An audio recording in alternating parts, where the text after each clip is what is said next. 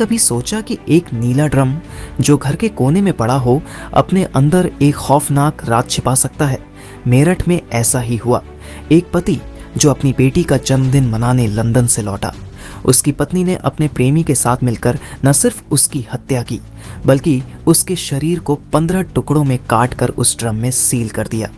और सबसे चौंकाने वाली बात, उसकी 6 साल की बेटी बार बार कहती रही, पापा ड्रम में हैं। आज की ये कहानी आपको झकझोर देगी, तो तैयार हो जाइए और चैनल को सब्सक्राइब करना ना भूलें। ये कहानी शुरू होती है सौरभ राजपूत से। 29 साल का एक मेहनती इंसान जो मर्चेंट नेवी में काम करता था। 2016 में उसकी शादी मुस्कान रस्तोगी से हुई थी, एक लव मैरिज। उनकी एक प्यारी सी 6 साल की बेटी थी। सौरभ पिछले कुछ सालों से लंदन में था, जहां वो एक बेकरी में काम करता था, लेकिन परिवार को बताता था कि वो जहाज पर है। 24 फरवरी 2025 को वो मेरठ लौटा अपनी बेटी और पत्नी के जन्मदिन को सेलिब्रेट करने, लेकिन घर में उसका इंतजार एक खतरनाक साजिश कर रहा था। उसकी पत्नी मुस्कान और उसका प्रेमी साहिल शुक्ला पहले से ही उसे रास्ते से हटाने का प्लान बना चुके थे। पुलिस की जांच में खुलासा हुआ कि ये साजिश कई महीनों से चल रही थी। मुस्कान और साहिल का अफेयर शुरू हुआ था 2024 में। साहिल 25 साल का एक लोकल लड़का मुस्कान को गांजा और ड्रग्स की लत लगा चुका था। सौरभ को इसकी भनक थी और उसने मुस्कान को कई बार समझाया, लेकिन मुस्कान अब साहिल के बिना नहीं रह सकती थी। दोनों ने फैसला किया, सौरभ को खत्म करना ही एकमात्र रास्ता है।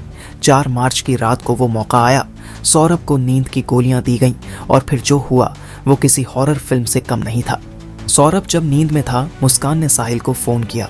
दोनों ने मिलकर पहले उसकी हत्या की, चाकू से कई बार किए, लेकिन ये सिर्फ शुरुआत थी। इसके बाद जो हुआ वो सुनकर आपके रोंगटे खड़े हो जाएंगे। बाथरूम में ले जाकर सौरभ के शरीर को 15 टुकड़ों में काटा गया, हाथ, पैर, सिर सब अलग। फिर इन टुकड़ों को एक नीले ड्रम में डाला और सीमेंट डालकर सील कर दिया। मुस्कान ने अपनी बेटी को पहले ही नानी के घर भेज दिया था ताकि कोई गवाह न रहे, लेकिन क्या ये परफेक्ट क्राइम था? अभी तो बस आधा सच सामने आया है। हत्या के बाद दोनों ने सबूत मिटाने की कोशिश की। सौरभ के फोन से उसके परिवार को मैसेज भेजे गए जैसे कि वो अभी जिंदा हो। फिर दोनों हिमाचल प्रदेश घूमने निकल गए, शिमला और मनाली। वहां से सोशल मीडिया पर फोटो भी डाली ताकि किसी को शक न हो। 17 मार्च को वो मेरठ लौटे। मेरठ लौटने के बाद मुस्कान घबराई हुई अपने पिता के पास पहुंची। उसके चेहरे पर डर और पछतावे की लकीरें साफ झलक रही थीं। कांपती हुई आवाज में उसने कहा, पापा मैंने सौरभ को मार दिया, उसकी लाश एक ड्रम में पैक कर दी है। ये सुनते ही उसके माता पिता के पैरों तले जमीन खिसक गई। उसकी माँ के हाथ से पानी का गिलास गिर पड़ा। तूने ये क्या कर दिया मुस्कान? उसके पिता ने हैरानी और गुस्से में पूछा। हालात की गंभीरता को समझते हुए वे तुरंत मुस्कान को लेकर पुलिस स्टेशन पहुंचे, लेकिन कहानी यहाँ खत्म नहीं हुई। सौरभ के भाई का दावा है कि इस हत्या में मुस्कान अकेली नहीं थी, बल्कि उसके माता पिता भी इसमें शामिल थे।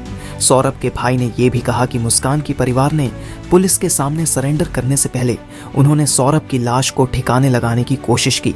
मुस्कान के माता पिता ने लाश को छुपाने के लिए कुछ मजदूरों को बुलाया। जैसे ही मजदूर भारी ड्रम के पास पहुंचे, उन्हें एक अजीब तरह की बदबू आने लगी। एक मजदूर ने हैरानी से ड्रम की तरफ देखा और कहा, यह बदबू कुछ अजीब लग रही है। डर और शक के चलते मजदूरों ने फैसला किया कि पुलिस को बताना ही सही रहेगा। वे तुरंत थाने पहुंचे और वहां जाकर पूरी घटना के बारे में जानकारी दी। पुलिस ने मुस्कान और साहिल को हिरासत में लिया और पूछताछ में दोनों टूट गए। साहिल ने कबूल किया कि उन्होंने सौरभ को मारा और शव को ड्रम में छिपाया। 18 मार्च को पुलिस घर पहुंची। वहां उन्हें वो नीला ड्रम मिला जो सीमेंट से सख्त हो चुका था। 2 घंटे की मशक्कत के बाद भी ड्रम नहीं खुला तो उसे मोर्चरी भेजा गया। वहां ड्रम को काटा गया और अंदर सौरभ के टुकड़ों में कटे शव मिले। पोस्टमार्टम से पुष्टि हुई कि हत्या 4 मार्च को हुई थी। दोनों को गिरफ्तार कर लिया गया और कोर्ट ने उन्हें 14 दिन की न्यायिक हिरासत में भेज दिया। सौरभ की मां और उसके पूरे परिवार ने मुस्कान और साहिल के लिए फांसी की मांग की है। हैरानी की बात यह है कि मुस्कान के माता पिता ने भी अपनी बेटी के खिलाफ बोला। उसके पिता प्रमोद रस्तोगी ने कहा, उसने जीने का हक खो दिया है। सौरभ ने मेरी बेटी के लिए करोड़ों की संपत्ति छोड़ी थी। अब पूरा देश यही पूछ रहा है, क्या मुस्कान और साहिल को फांसी की सजा मिलेगी? ये कहानी सिर्फ एक मर्डर केस नहीं है, ये कहानी है प्यार और वफादारी की हकीकत की। कभी कभी जिस इंसान पर हम सबसे ज्यादा भरोसा करते हैं वही हमारे सबसे बड़े दुश्मन बन जाते हैं। सौरभ को इंसाफ जरूर मिलेगा, लेकिन यह कहानी हमें एक बड़ा सबक सिखाती है। प्यार में आंखें बंद कर लेना कभी कभी सबसे बड़ा धोखा साबित हो सकता है। क्या सजा मिलेगी इन दोषियों को? कमेंट में अपनी राय बताएं।